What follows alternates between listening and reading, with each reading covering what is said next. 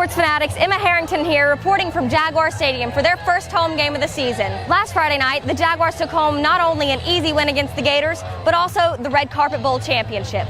Tonight, however, MC faces a fiercer competitor, the Brandon Bulldogs. After receiving the opening kickoff from Brandon, it took 3 plays before Jaguar wide receiver Logan Reed would go all the way to the end zone for the first touchdown of the night. They're sitting on the sidelines, they're focused, they're not really talking. These guys are locked in, their main focus is getting that win, and after they're going to be happy. As Brandon attempted to get their game going, the Jaguar defense was ready. On a long pass attempt from Brandon quarterback Will Rogers, Jaguar Andre Mack would intercept at the Brandon 3-yard line. Unable to capitalize on this possession, however, the Jags were not able to keep their lead long after having to punt to Brandon.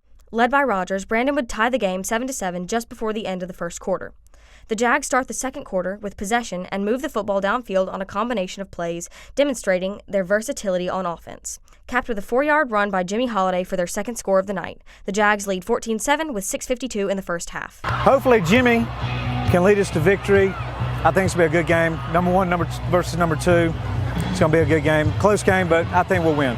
Brandon again begins their move, but Jaguar number 3, Greg Hollins, steps up big for the defense with their second interception of the night at their own 12-yard line.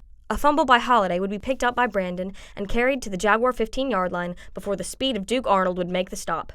Brandon attempts a field goal but misses to the left, and the Jaguars go to halftime leading 14-7. Late in the third, after a punt from Brandon, the Jaguars start possession on their own 11-yard line.